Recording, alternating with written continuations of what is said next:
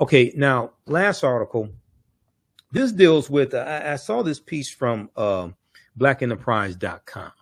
Okay, yeah, a very good article. This deals with how a new book reveals how the U.S. stole $600 billion from African Americans through unfair taxes post-slavery, unfair taxes after slavery ended.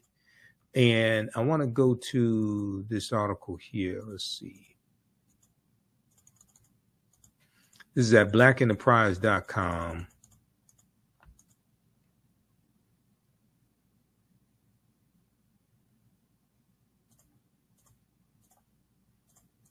Just a second, let me pull this up here. Okay, this one right here. So this article came out April 24th, 2024.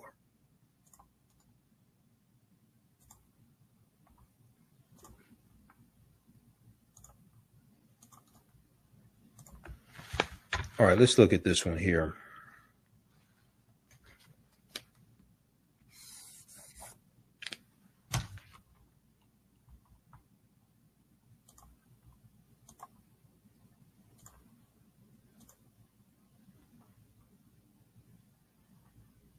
Okay, let's close out this ad. Okay, a new book reveals how the U.S. stole $600 billion from African Americans through unfair taxes post-slavery, after slavery ended.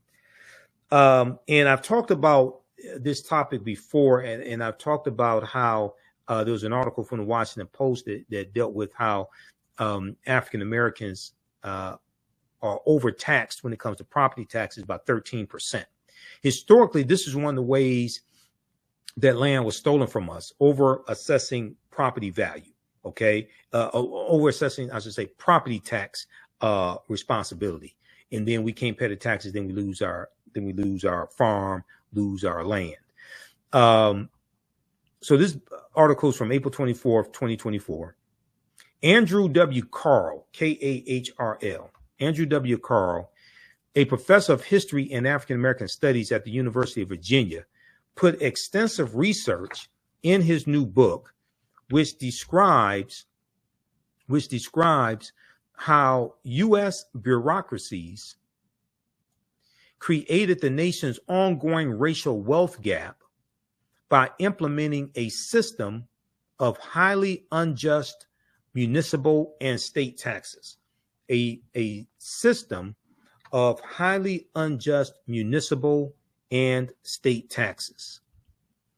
Bloomberg reported the black tax, 150 years of theft, exploitation, and dispossession in America is the name of the book. Bloomberg reported that this book shares statistics, studies, and tales of African Americans being cheated out of land ownership, and pushed into poverty by racist laws and practices dating back to the Jim Crow era. Now, racism is a system of advantage and privilege distributed based upon race. Racism is not about calling people racial epithets, calling people racial slurs. That's bigotry. Racism is the power structure. Racism is a system of advantage and privilege distributed based upon race, which comes out of the ideology of European white supremacy.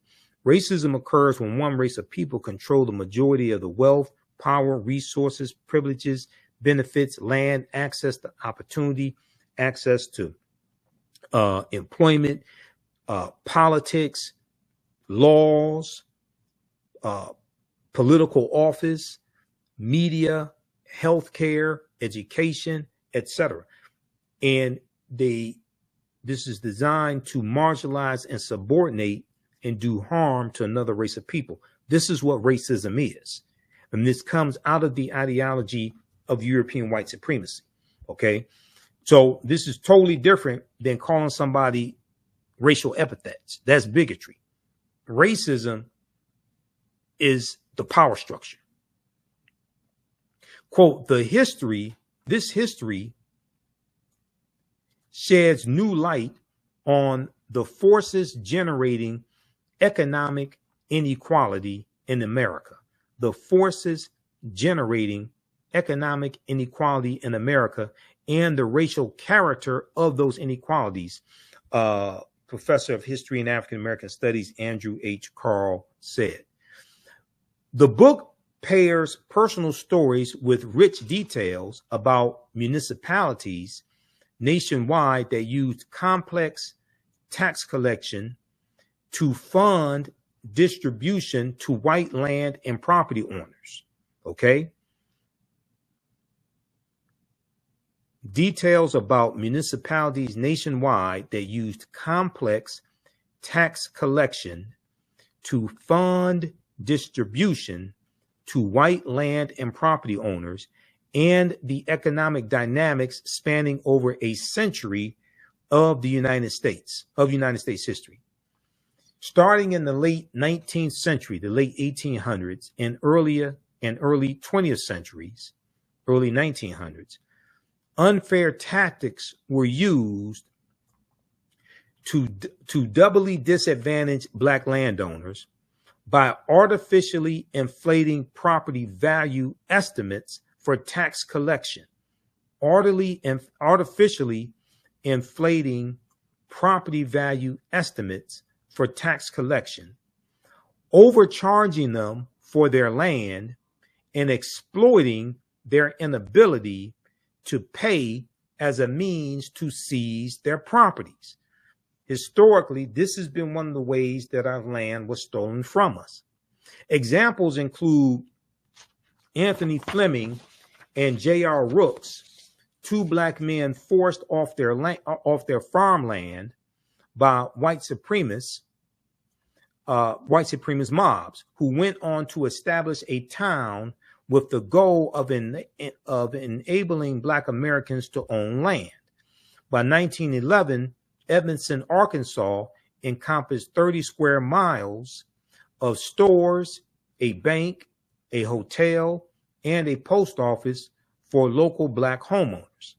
However, 20 years later, the town was no more after white plantation owners plotted to seize the land by imposing taxes on lots the Edmondson, Arkansas residents were unaware of. Once the residents failed to pay the taxes they had no clue about, the plantation owners seized the land. It was deeded over to one of the plantation owners who had concocted the scheme and demolished all of the buildings. In 1920, Hillary Thomas Stewart, Hillerey, Hillary Thomas Stewart Sr., lost 24 acres of land in a tax sale, quote, under dubious circumstances, after the great-great-grandfather of George Floyd failed to pay $18.83 in taxes. George Floyd, who was killed May 25th, 2020 in Minneapolis, Minnesota. Okay. In 1920, Hillary Thomas Stewart Sr. lost 24 acres of land in a tax sale under dubious circumstances after the great-great-grandfather of George Floyd failed to pay $18.83 in taxes. Losing the land forced the Stewart family into poverty. When looking at the 11 million acres of land taken from African Americans, it equates to $326 billion in today's dollars. Not to forget the millions in taxes African Americans have overpaid for a century.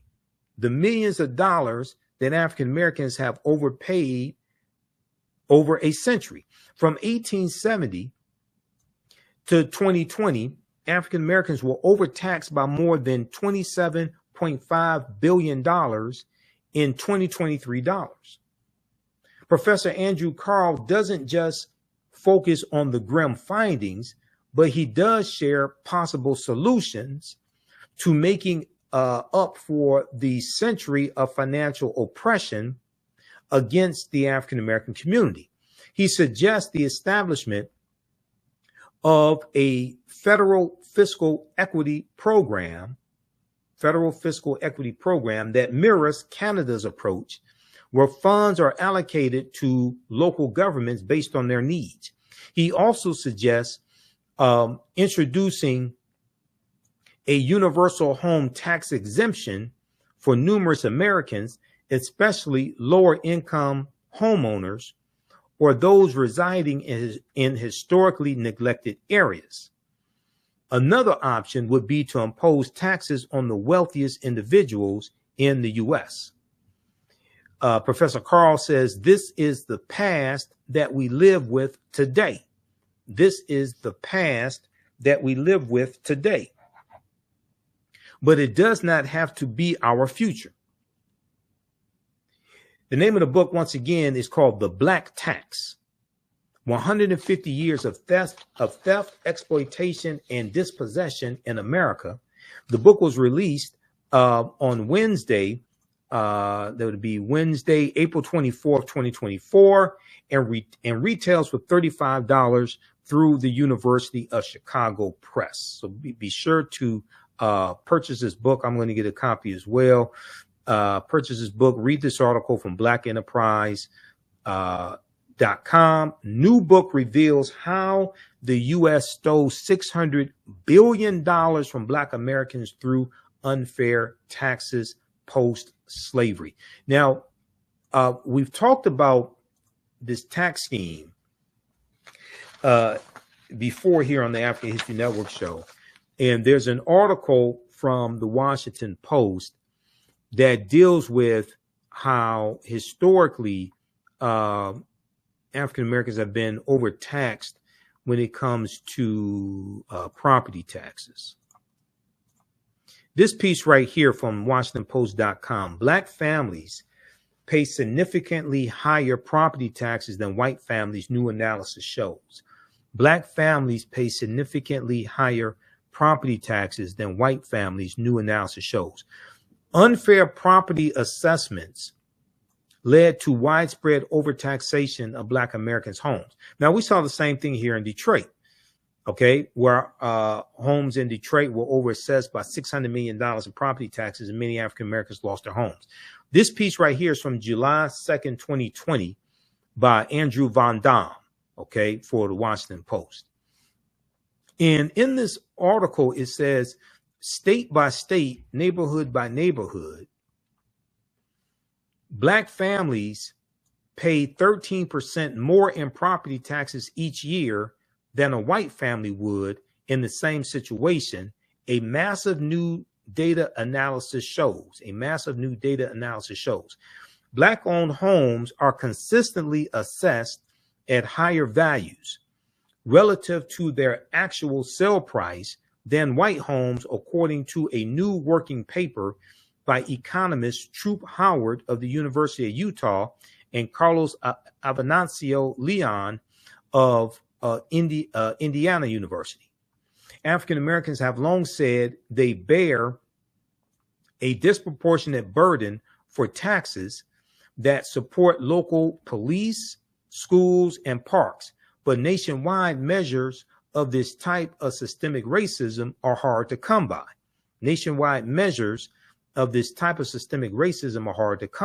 Okay. Now, these are all laws and policies that have to be changed. These various loopholes have to be closed. To expose the structural and historical factors behind these discriminatory property tax assessments, the economists analyzed more than a decade of tax assessments and sales data for 118 million homes throughout the country. Okay. To expose the structural and historical factors behind these discriminatory property tax assessments, the economists analyzed more than a decade of tax assessment and sales data for 118 million homes throughout the country.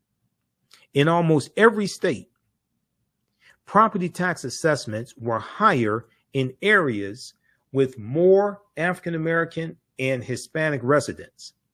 In city after city, the authors show it is not just differences in the buildings or land, but also the racial composition of the neighborhood that matters. Also, the racial composition of the neighborhood that matters.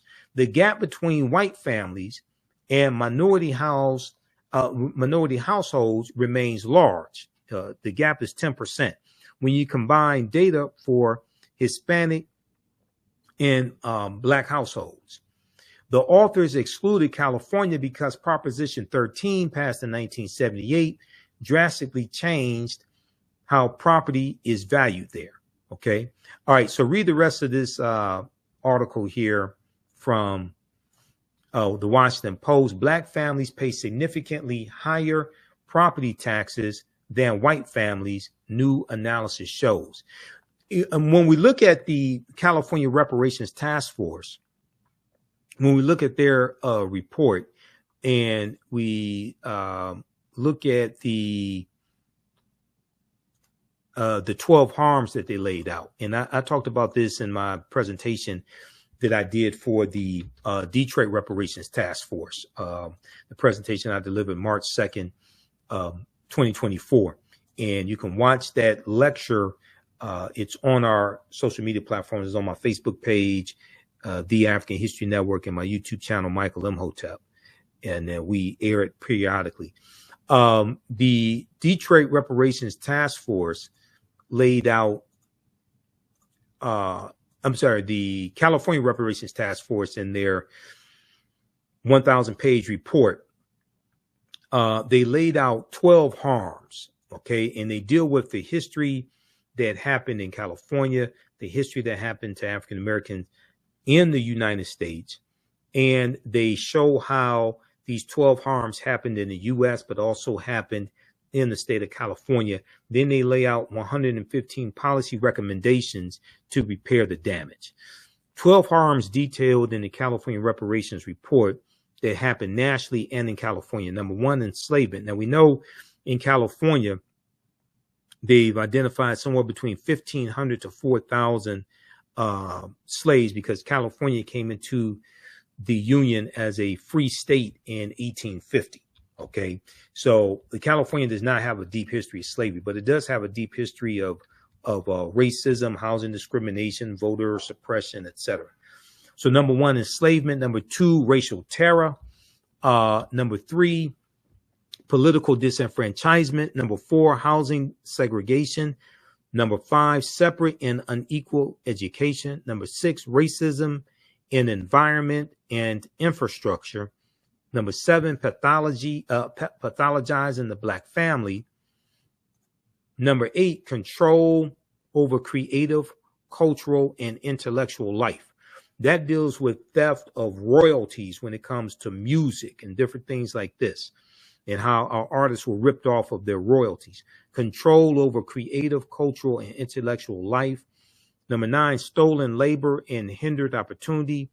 Number 10, an unjust legal system. Number 11, mental and physical harm and neglect. Number 12, the racial wealth gap. Okay. So read the California Reparations Task Force report. And their report is the most extensive study on African Americans since the 1968 Kerner Commission report. If you, okay, the full report is here. Let's see, let's go to this here. OAC.gov. And it's loading.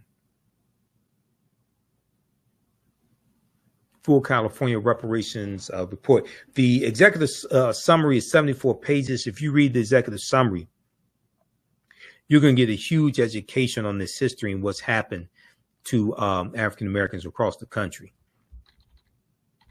But this is the full 1,080-page report, and they lay out 115 policy recommendations to address the harms that have happened. They have a table of contents here also. But when we look at the executive summary, now, variations of this happen all across the country. Variations of these harms happen all across the country, okay?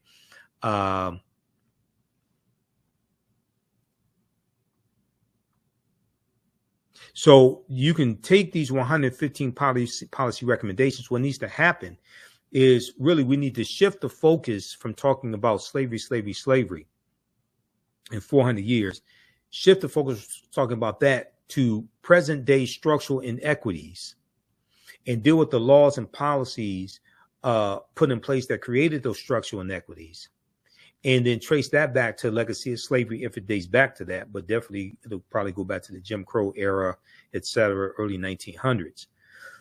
And take these 115 policy recommendations and create versions of this at the federal, state, and local levels to start repairing the damage that's happened to us. Okay.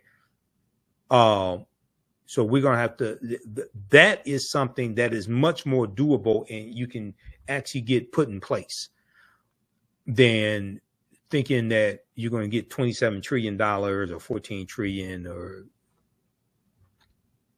that's not going to happen. And I told you, based upon Title VI of the 1964 Civil Rights Act, non-discrimination, federally assisted programs, race-based policies are illegal at the federal level also. And very few people know that or actually want to acknowledge that. Okay, so this is why now in California, you have a similar law. So this is why in California, any type of reparations that are going to be distributed is going to be based upon lineage, because race-based policies in the state of California are illegal also. And they want to make sure, the California Reparations Task Force, they want to make sure that any laws that get passed, anything that gets put in place, they want to make sure it doesn't get struck down in court, because they know there are going to be legal challenges. If we look at this slide here, California's unprecedented reparations report details 150 years of anti-Black harm, 150 years of anti-Black harm. The report finds that the damage to Black communities is extensive and that a variety of intentionally crafted policy, judicial decisions, and racism by private actors has created a widespread exclusion of African Americans that has not been sufficiently addressed at any level of government. Quote, almost 150 years of active, conscious federal, state, and local government action and neglect of duty have resulted in compounded harms that are unique to African Americans, the authors wrote in a draft reviewed by NBC News prior to its release. Okay, read this article from NBCnews.com, June 1st, 2022. This is when the preliminary, the 500-page preliminary report came out. Okay, so read that article there.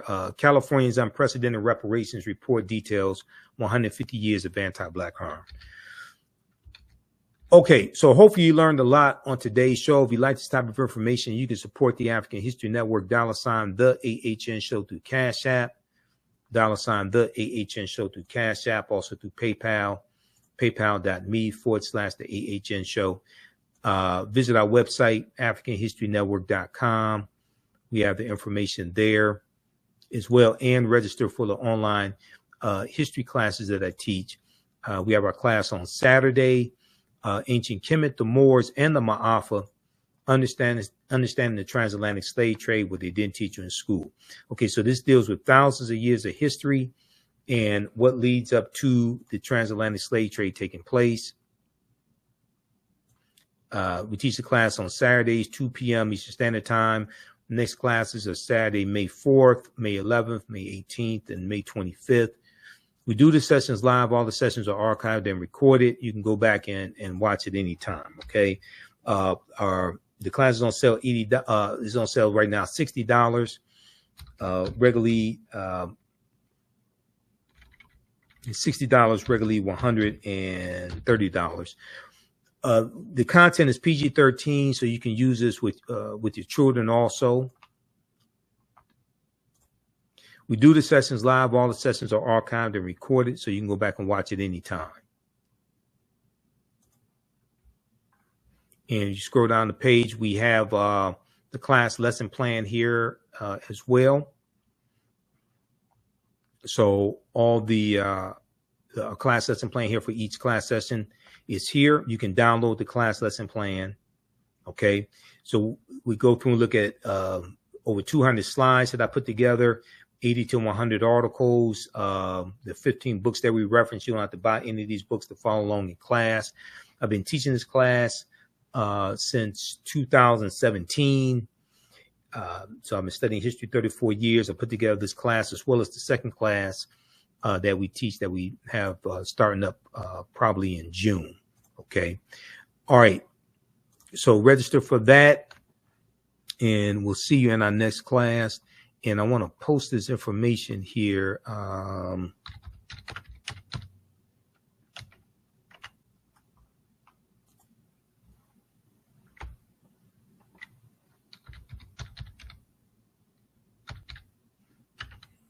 Okay. All right. So remember, at the African History Network, we focus on educating, empowering, and inspiring people of African descent throughout the diaspora and around the world, because right now it's corrects wrong behavior. It's not over till we win. Wakanda forever.